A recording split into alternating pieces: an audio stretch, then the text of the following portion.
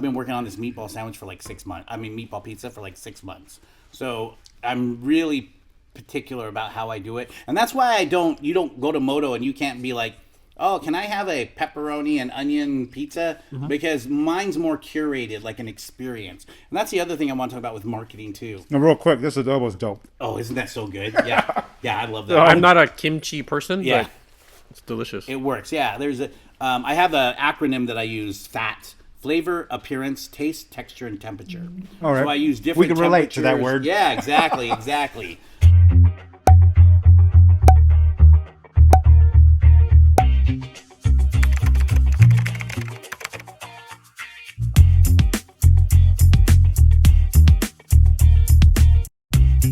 Hello and welcome to this episode of the Ask Valor Masterminds Podcast, brought to you by Advanced Services, Fuse Networks, and Warrior Injury Law. My name is Galen. I'm Joe. And we're coming at you from the Creative Block Studios in Seattle, Washington. So Joe, before we introduce our guests, we're really excited. We got treats that we're going to be sampling. He brought some stuff for us a to little sample. bit later. Tell our audience how we started this podcast. Sure. So it first started out as a Facebook group page. The purpose was to bring businesses together into one spot to kind of just mentor, communicate, talk with one another about being in business and what it's like and any challenges that they need help with overcoming. Because we're a marketing agency with Valor Marketing, we get asked a lot of questions outside of just marketing. So we thought, what a better way than to bring on different guest speakers from local, statewide, nationwide, back to in studio, and just bring guests on to talk about all different topics relevant to being in business. And can you just share what our focus is for this year of really being like in studio? And so our focus this year has been really intentional with bringing in guests in studio. We have found that when we have a guest in studio, the level of the energy level just raises 10 times. So we're focusing on Seattle area, Washington State based companies to kind of just give back to the local community that we're in. And then we're just now starting where we're going to go on location to different businesses throughout the community. I'm in Kitsap area. You're down in Kent, Maple Valley. We have the studio in Seattle. But sometimes we have guests that don't want to drive to Seattle. So we'll go to you. So now we're going to come to your business and do a podcast interview with you at your business. All right. So today, we get started on what Lee has. Lee is in studio with us from MOTO Pizza. Lee, can you give our audience, who may or may not know you, like an introduction of who you are and what your company is, please? Yeah. And then how you got started. Yeah. Absolutely. My name's Lee Kindell. I'm the founder of MOTO Pizza, based out of Seattle here. We began our story, or our origin story, begins in during COVID.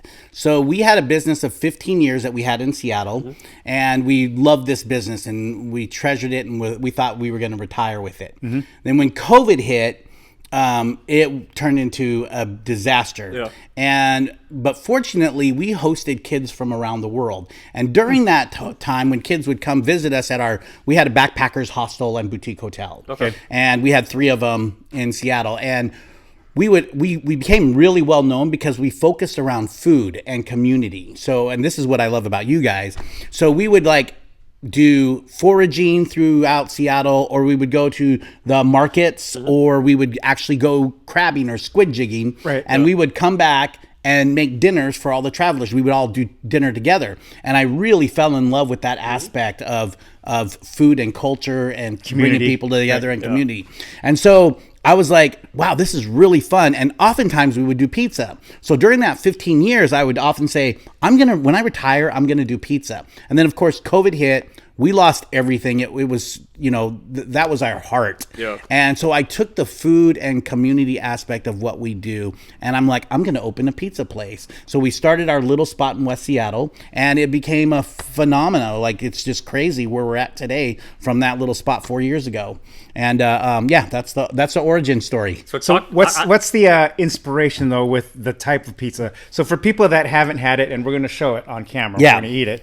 Talk to us why your pizza is different, and we're seeing pizza in a box in a rectangle. Yes, most people see it round. Talk to us about how your pizza is different. So quickly, as you see on the side, it says Odd Pizza, and Odd Pizza comes from the idea that these days we're all finding our way of expressing ourselves, right, in a unique way. And I have taken all of my pizza knowledge from cooking from Italy to Japan to here in the United States, and I basically took all the things I love about pizza globally and threw them together. And so in my Filipino heritage is in these pizzas. My my travels is in this pizza, and so that's why I did that. The shape of the pizza comes from an inspiration. What do we hold in our hand the most? Cell phone. And I'm eating sloppy food, fast food, and a light bulb went off, and so the pizza is the same size as 2 iPhones because it's so easy to hold. Yeah, and that's how we got into the stadiums, which I'll talk about later. Yeah. So talk to me about, I did a little bit of research, and I saw at one point you were booked out like months in advance. How did that happen? It was simply because it was me and Nancy, my wife. It was just the two of us, and the demand was insane. I don't know if you follow us at all or not, but back in those days, Real quick, if they do want to follow you, how can they follow you? Oh yeah, MOTO Pizza Shop on Instagram. It's a really fun one because I love food so much. I love technology and I love playing a lot. So it's not just pizza. It's a great Instagram to follow.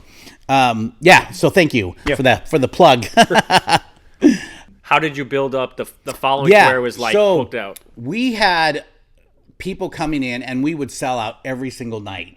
And I thought, okay, there's got to be a way that I can kind of know what my numbers are and I can kind of be more structured in what we're doing, because people would come literally from miles away. We had people regularly coming from Tacoma all the way to Bellingham, as far on the eastern Washington. I'm not kidding you. And they would get here and we'd be out of pizza.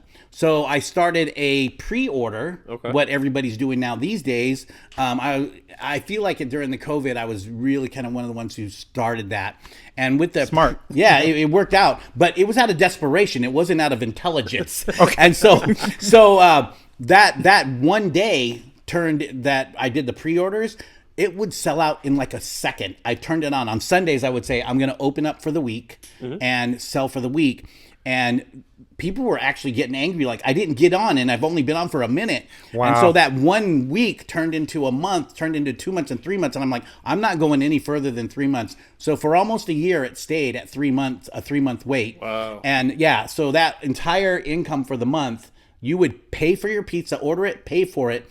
And then 3 months later, you would get a text that says, your pizza's ready. And all this time, the social media swell of popularity and the kind of the cult nature of this viral growth was feeding itself to the community. Yes, it was. Like, did you get yours or like? Yes, that's exactly what it was. So everybody's thinking I'm like this marketing genius, but like I said, it was out of just ingenuity and desperation that this worked out the way that it did.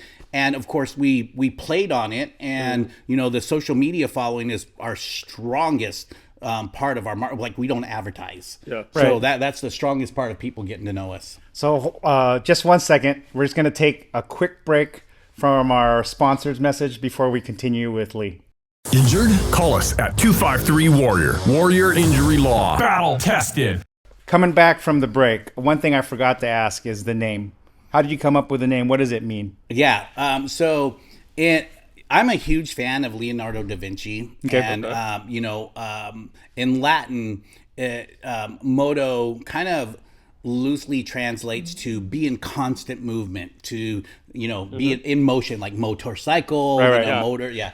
And I really love that name, but also because my origins are Japan. Like, I lived in Japan I was brought up as a child there, so there's a lot of Japanese influence. Even though I'm Filipino, there's also Japanese influence in what I do. And moto loosely translates to in Japanese like an original idea, and then of course the M is a triangle, like the slice of a triangle slice, and then the square is my pizza, and then the round is representative of all other pizzas around the world. So, and also squaring the circle by Leonardo da Vinci is, the spiritual and the materialistic world coming together. So there's a good deeper meaning. There's a deep meaning to it, and I that's how I think. So why is the logo so like pop the way it does? Like, who put together the logo? So why does it have all this stuff in our hostel? I did this. So in our hostel, we had in our Belltown hostel, we had 51 rooms, and every room was painted by a local Seattle artist. Okay. So this was a huge art project that we did way back in the day, and the art was such an integral part of what we did, and I love how art and food both inspire you, both on a very deep level, right? Right. And the combination I think is really critical to our branding. So every year I actually change the logo. So you'll notice this logo has characters on it, from Joey Nix. This I collaborated with an artist out of Australia for the robotic part of it, and the next one coming up is kind of themed on space cool. and the frontier of technology. Nice. Yeah, and transhumanism. So tell us then, one of the questions I want to ask you is when you started the pizza business, what are some early lessons learned? I mean, you've been an entrepreneur business for yourself a while, but with this venture, what's something that you learned early? Minus the part of your pizza was 3 months, people waited so many months for. What did you learn a specific lesson? Yeah, I think, and this goes for all you entrepreneurs out there and awesome. creatives, because it's something that I speak to a lot of people who are kind of starting out. And I think the number one thing that I speak on the most is don't be afraid to make mistakes. Like, I embrace I don't think anybody's made more mistakes than me. Like, I have failed at so much. And, I think the mistakes and the failures are a huge part of success. Right. And so I tell everybody, embrace those. Like, really understand that you are one step closer to your success when you screw things up. Right. Yeah, that's number one, I would say. Awesome. And then, what's the best piece of advice that you've been given? Ooh, that's a good question. Wow. I've been smart enough, I think, to know that I don't know. And so I surround myself with a lot of successful business people and really smart people. And I don't know if I was actually told this, but I was kind of told it through the mentorships that I take on. Right. And I would say that is the best piece of advice that I got that wasn't advice in a way, but I picked it up as a lesson, was through these mentorships, was that surround yourself with people that can really help you. There's a great osmosis almost. Yeah, right? yeah. So, There's a great book I'm reading right now called Who Not How. And what it basically says is, in order for you to find any success, you're not going to go far alone. Right. And, so when you surround yourself with people that can help you, or you can mutually help each other get somewhere, that's big into getting to a destination, right? They say, if you want to go fast, go alone, but if you want to go far, go together. Right. That's really what this book is about, and that's what I talk on a lot. It's almost like what you teach kids, right? You are who you surround yourself with. 100%. If you hang out with the people that get in trouble, then that's the path you're going to go in life. And if you surround yourself with people who do things right or are successful, then you tend to be successful. Exactly. That's why I'm here with you guys. Hey, real quick, pause 1 sec. Let's give a shout out to one of our sponsors, all right? Hold on, I'll do it. A Advanced Services, they deal with septic, drain fields, drain cleaning, electrical, and construction. Committed to providing outstanding customer experiences, they ensure top quality services customized to your needs. As a family-owned business, they take pride in delivering reliable and personalized septic solutions you can trust. That's straight from their website. Your trusted septic partner since 2006. Okay, carry on with the episode. Joe, our favorite question we like to ask, since we are a marketing He doesn't company. really do it, but social media, but why is marketing important? Oh my gosh. That is such a, how do I want to say this? This is a new answer, and you guys know what I'm talking about. Like, marketing was marketing then. Marketing is different now with the advent of this right here, what we're doing, right? The advent of social media and the power of it. And there is a huge dynamic shift if you're paying attention to what marketing is, what's happening in marketing. And when you see big business, I'm talking $1 billion business, shifting to creators like you guys and like me, that's a very impactful shift. And so I look at marketing like attention is the new gold, as Gary Vaynerchuk would say. If you're working, Gary V, if you're working your attention and you're focusing on your social media, like social media was secondary to me before with my business. Right. Now I look at it now, just this year, basically, like it is now part of my business strategy. So I put time aside in my calendar for my social media and marketing. Right, intentionally. Yeah. Intentionally versus like, oh, I got time to do it now. And so and I think back in October, one of my recent posts was, I'm committing to this every day, my social media. And I haven't missed a single day because of that commitment. And that's just on my Instagram, but I'm beginning to hit all platforms now. I'm kind of feeling them out and looking at them. So are you gonna be a famous TikToker then? I my goal is 1 million followers, like across all whatever I do. Like well, we're manifesting it here. Yeah, so hopefully exactly. We'll do it together, right? But yeah, I actually wrote it down, 1 million followers, and that I don't know when that is going to be. I actually wrote by the end of the year, but that might be a little ridiculous. But I don't know. The trajectory of Moto has been so. Like it just gets bigger and bigger. Right. It could happen. But what you do is very visual. So all of your content is going to be 90% video? Yeah. Here, the other thing that I've learned is not just Gary Vaynerchuk, but a lot of other followers are like, and a lot of even, like Forbes and all these large business write-ups that explore these things are saying like the new thing is the founder, influencer, like that is. And so I'm not just focusing on pizza, I'm focusing on me and what individual. I do. Exactly. And the message. Right. Because I find that people are looking. They're not just looking for like inspiration how to build a business. They're looking on inspiration on how to be better, like better people. And that's really resonated with me through the amount of people that are coming through to me through social media. Right. And I think it's really important as an entrepreneur that you use your platforms. I mean, just flat out, you use them for good. Right. You know what I mean? That sounds cheesy. Well, you're almost like the lighthouse, not the light. Exactly. Anyone could shine a light to where you want to see. Yeah. But you want to be a beacon where people are well said. Yeah. Following you, or That's you'll be exactly seen. Like I'm going around the social media web and I see your lighthouse. Like, okay, that's Lee. Yeah. That's Moto. I want to follow it.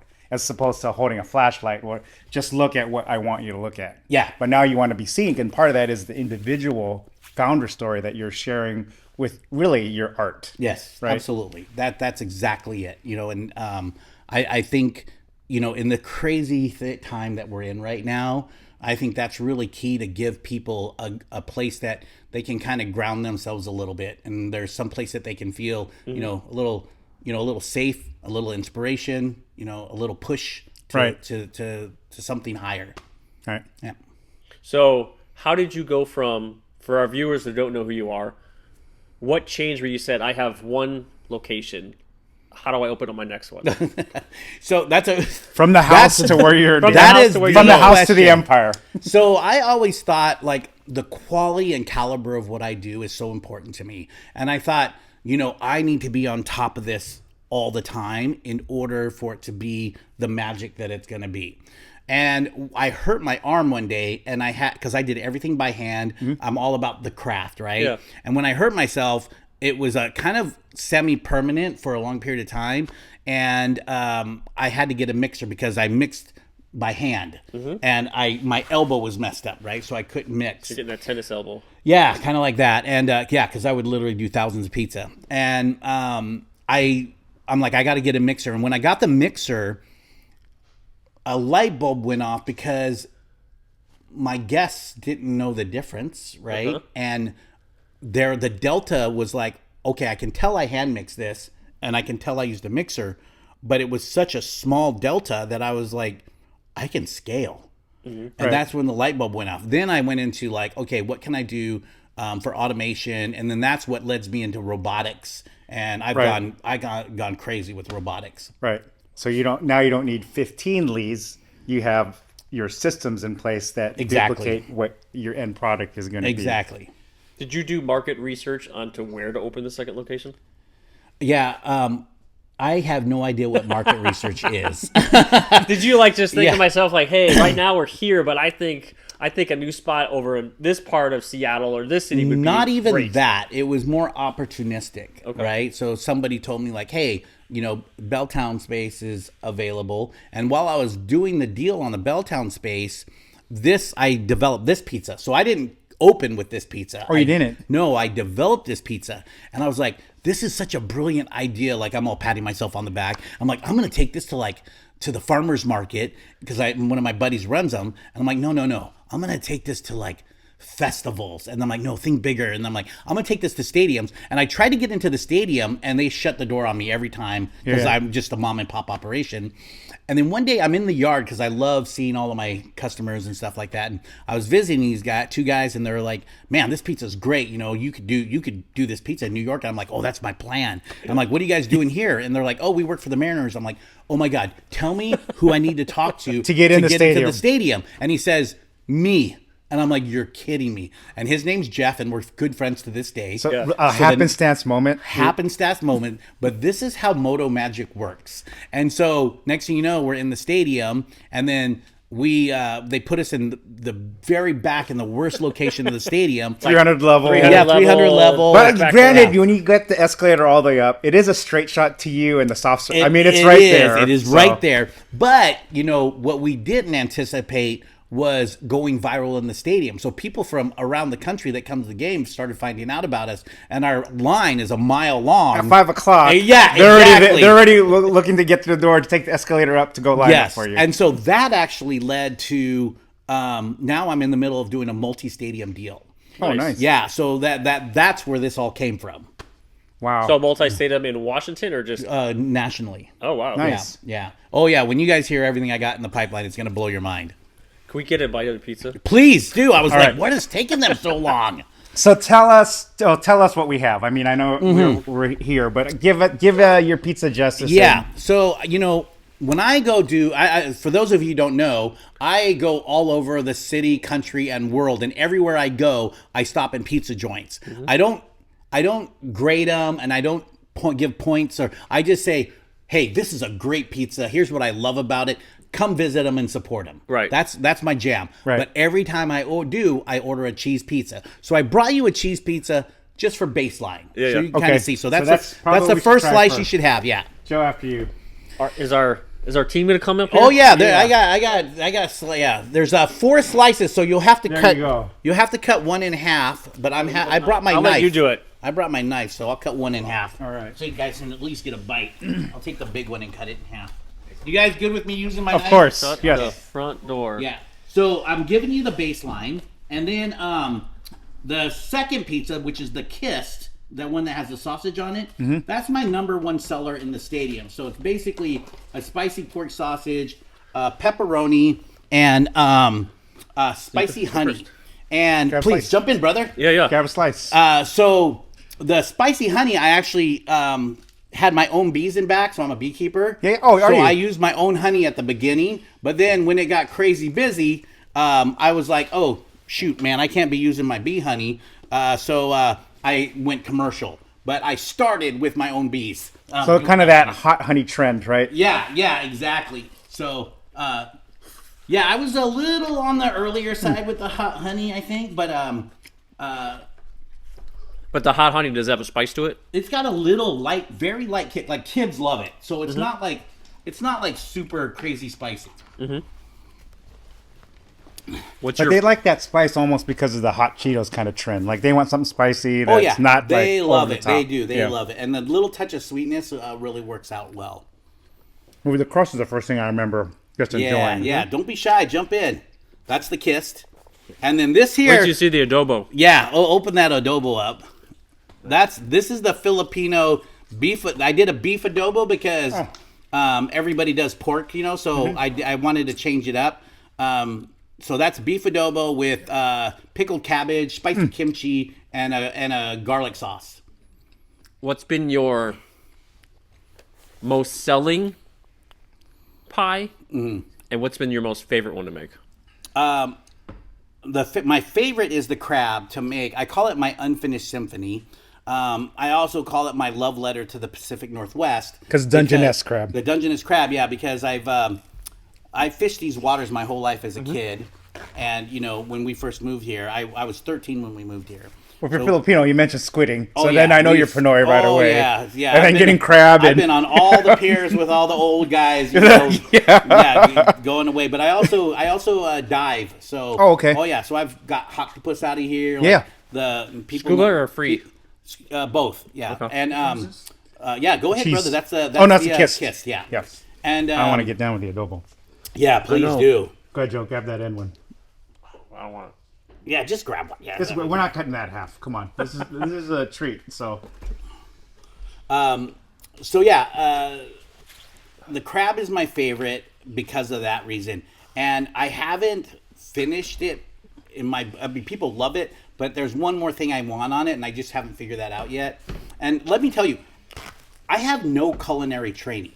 Everything I've learned, you don't? everything I've learned is from my mother and my own experimentation. So I have what I call my lab, and I basically throw everything at the wall just to see what sticks. And like I said, out of 1,000 attempts of things that I made, probably 10 were successful. Like, that's how high my failure rate is. But these are part of the 10. You know what I mean? Is there a day of the month that you try things and invite the community to taste test for your market research? No, I do. I pretty much just do it until I'm like, okay, this is ready. So I'm working on a meatball right now, and I've been working on this meatball sandwich for 6 months. Meatball pizza for 6 months.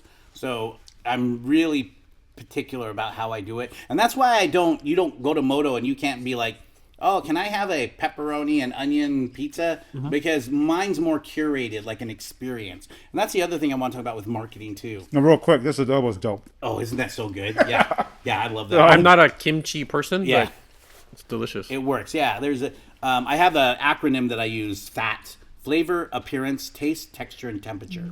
All right. So I use different. We can relate to that temperatures. word. Yeah, exactly. So I use different temperatures, and it's all about visual for me too. There's a lot that goes into what I do with the pizza. No, this is dope. Oh, I'm so glad you guys like it. That's For awesome. your meatball, Yeah. why has it taken 6 months? Are you looking for specific ingredients? Are you looking for a different so taste, it has to texture? fit my acronym: flavor, appearance, taste, texture, and temperature. And it has to be familiar, but it also has to be very different. So the adobo is very unique to a lot of people who haven't had Filipino cuisine. And so I have to adjust it to fit a bigger palate. And so I'm really cautious how I do that because I want to hold on to the nature of my culture, but I also want to bring something kind of new to the table. So when I'm looking at a pizza, there's a lot of factors. I don't just throw stuff on a pizza. Right. I really curate it in a way that holds to my heritage, but also can fit a wide variety of palates. And so that's what that does.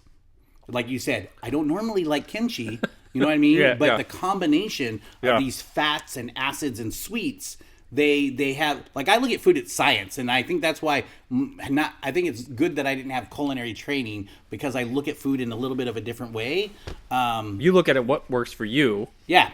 And how is it going to work for someone else then? Yeah. If I like it, then someone else is going to like it. Yeah, and when you do something at home and you're hosting somebody, you want it to be really good. So I feel like I'm feeding you from my home. Marketing matters. Growth matters more. This episode is powered by our sponsor, Fuse Networks. Cybercriminals deploy millions of phishing schemes daily, and that number is only on the rise. Can your employees spot more modern, sophisticated phishing schemes? Strengthen your front line of defense by implementing cybersecurity awareness training and help reduce the risk of a data breach occurring. Call Fuse Networks, your local Seattle IT experts at 206-701-6040 and get ahead of the curve. So what other flavors, things that if you could share with us, that you have in mind that you may want to interpret in the future? Yeah, that's a good question. I do have, I've been really fascinated by flavors from the Middle East and India, like the old spice highway, was really interesting me, how those spices. So, I added a Indian peppercorn to my my garlic chili crunch, and it brought a little bit more of an interesting like flavor and texture, because the Indian peppercorn is about that long, and it's like a peppercorn, but we replaced it. We used to use it here in the States, but we replaced it because commercially viable was the peppercorn that we have today. The black one you see now. But the Indian peppercorn is long and it's really hard, but it has such a beautiful like rose bouquet to it, like when you smell roses, and the flavor is spicier. So I added that to it. So I'm always playing with different things and flavors. So yeah, the Middle East is really fascinating to me. I want to even go there and eat food there. So yeah. Like maybe like curry pizza? Yeah, but see, I wouldn't just like I would use the curry sauce. Yeah, no, I wouldn't do like a curry sauce per se. I would do curry flavoring and something, like I would just mix it up in a different way. Okay. I want to go back to something you said in the very beginning. COVID shut down your previous retirement plan.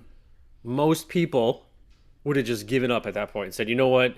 Or checked into a 9 to 5. Right, checked to a 9 to 5, given up. How do you go from that to being like, fuck it, I've always wanted to do pizza, I'm going to go do this? Yeah, you said look at the camera when you want to say this. Yeah. I will never work for another company in my entire life. I mean, I agree with that 100%. Right? So, as an entrepreneur, you get bit by the bug, right? And risk is a big part of that. Yeah. I've practiced, when I talk about don't be afraid to make mistakes, I've practiced, it is a practice to have no fear.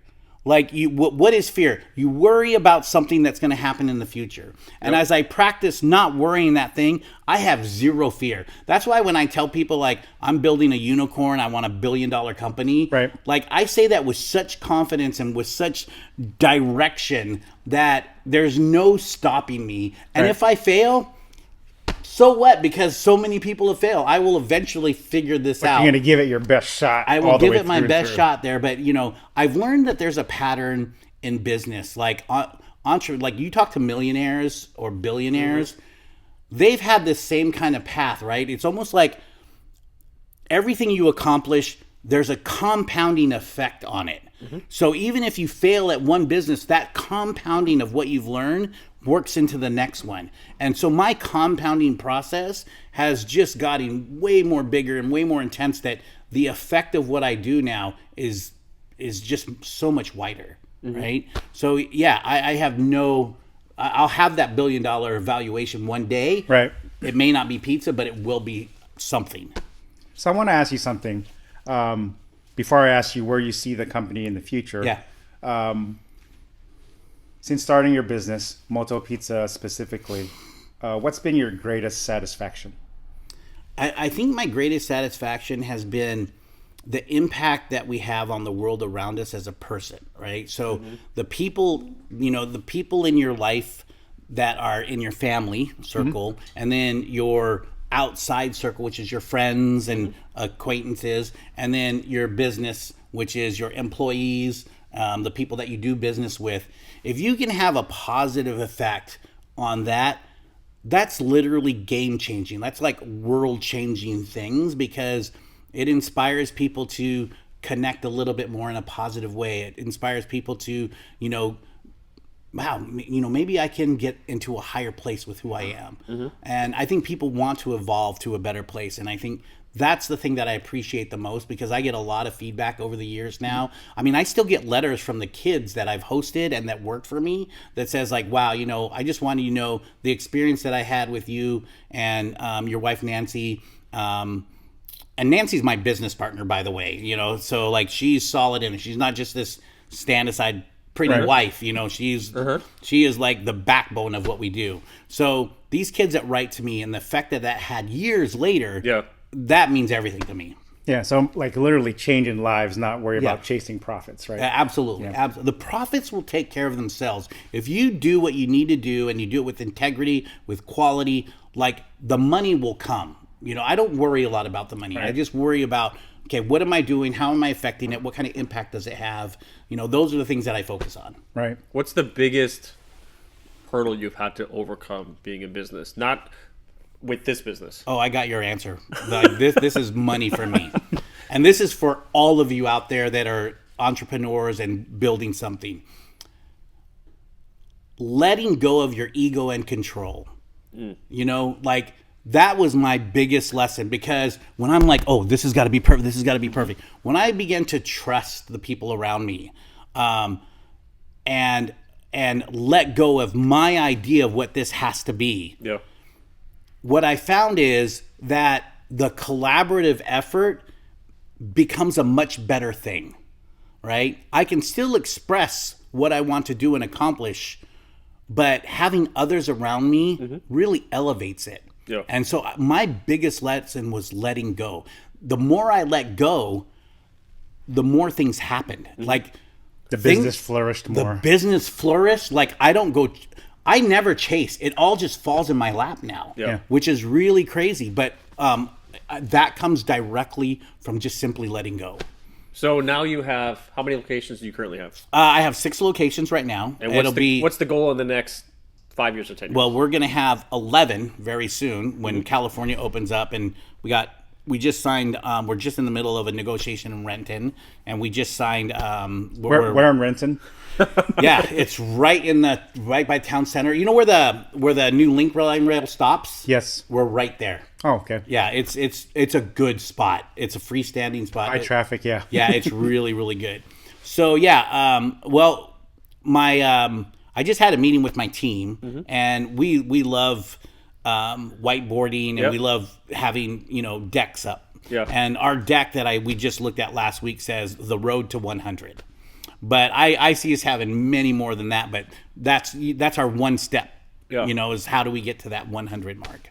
Okay. So where in Cali are you open up? We're opening in San Diego, so we're focused, and that was again opportunistic. I wanted to be in Southern California. Yeah. But the way that it worked out, the San Diego spaces came to me again, and so I'm going to go from San Diego to LA, and then so we'll meet from Washington, just kind of. Oh, you kind of sandwich it in the I-5 corridor. Yeah, exactly.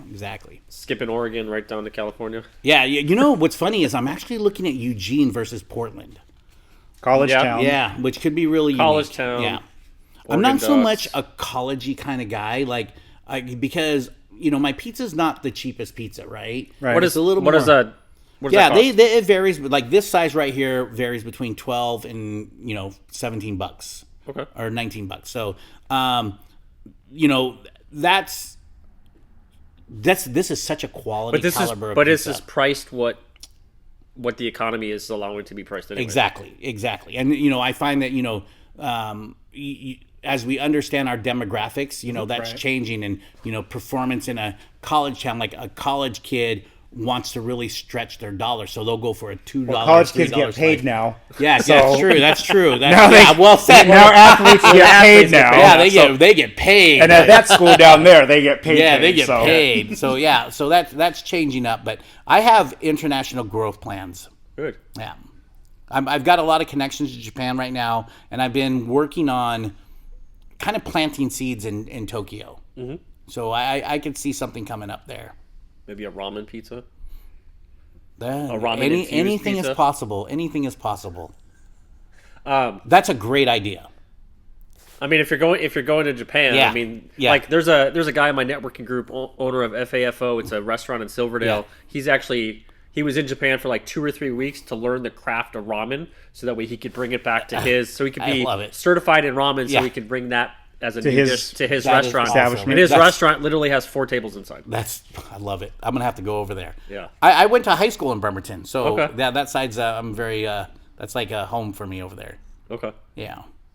So your Filipino ethnicity. Talk to me about your Filipino ethnicity. Yeah. So I was born in Manila. Okay. My mother is from Cebu. Okay. My father was military, and so he traded my mom for like a herd of goats, and I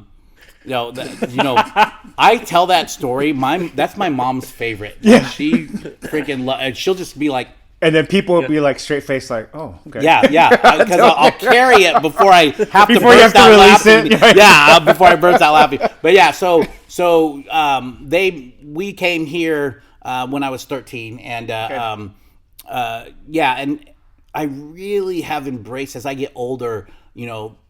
our Filipino culture much more, and I'm a little more involved in the community a little more, and touching base with a lot of my heritage and stuff. So I'm really proud of that. And it looks like I'm going to be pitching on opening night on Filipino Heritage Night. Oh, that's Oh, dope. nice. Mariners this year. It looks like it. I don't know if it's been locked in yet, but yeah, I love representing our culture. So yeah, that's a big part of what I do. Nice. Dope. You better make that throw all the way.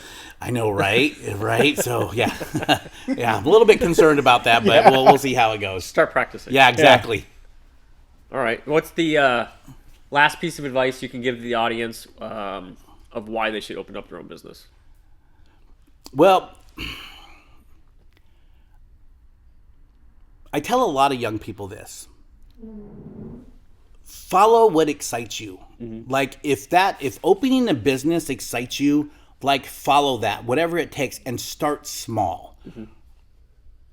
Especially if you don't have business experience. Right. Like the opportunity to start small is so easy now. Whatever it is, because your access to the internet gives you the knowledge that you need. Right. It will teach you the skills that you need. It has the resources that you need. So even if it's not food, but I'll use food as the example, you can start really small through the new, what's it called? I can't remember what it's called, but you can get a permit to cook something out of your house. You know, and they come in and, you know, it's just a couple $100.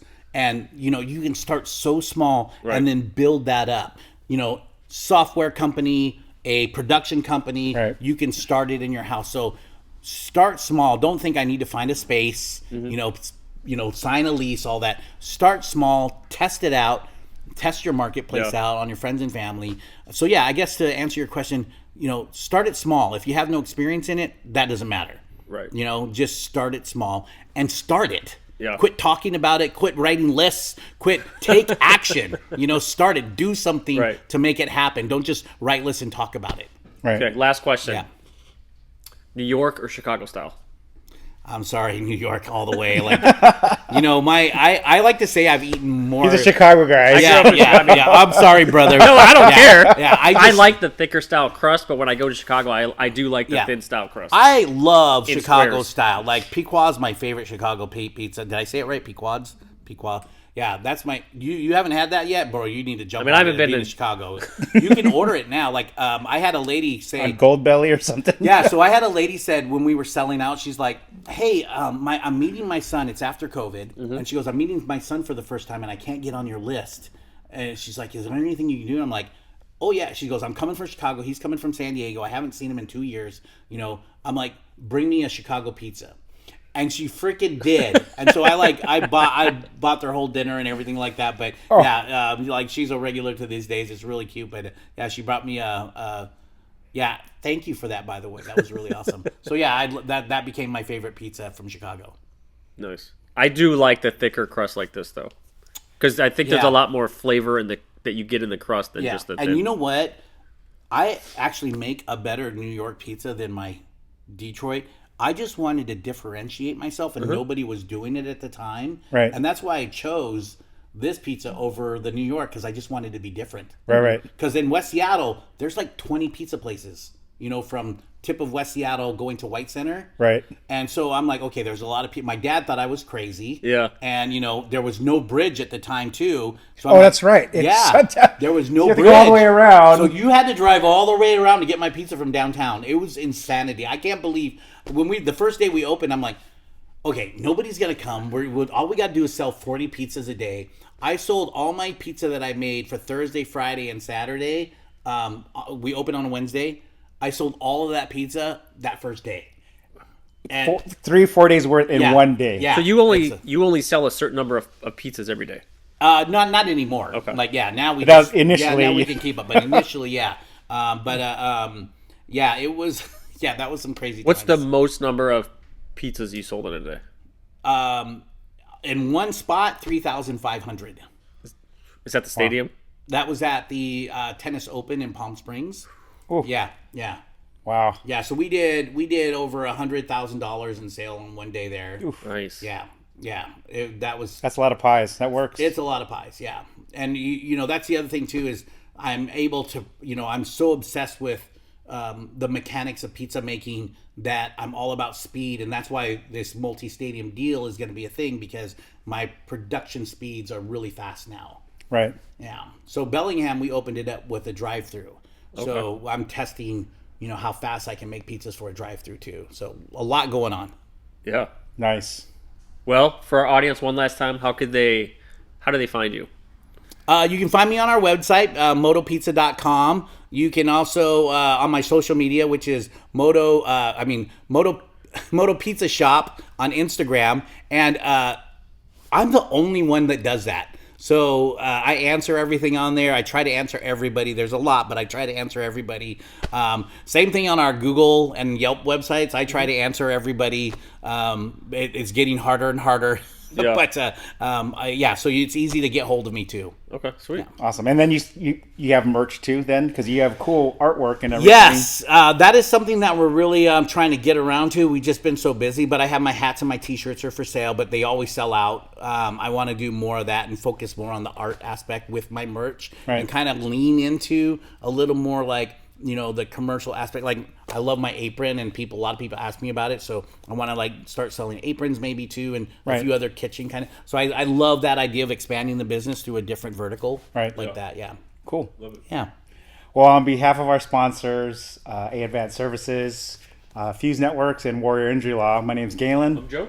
We were joined I'm Lee. by the famous Lee in studio at the Creative Block Studios in Seattle, Washington. Thanks, everyone, for tuning in this episode of the Ask Valor Masterminds podcast. Thank you so much, guys. And remember, always be kind.